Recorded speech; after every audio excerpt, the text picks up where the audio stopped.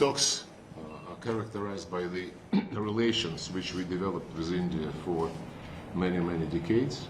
The relations are strategic partnership, even especially privileged strategic partnership, as our Indian friends called it some time ago.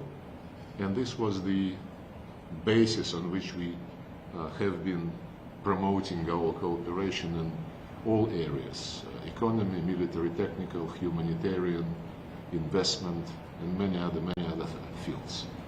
And I believe that Indian foreign policy is characterized by independence and the concentration on real national legitimate interests.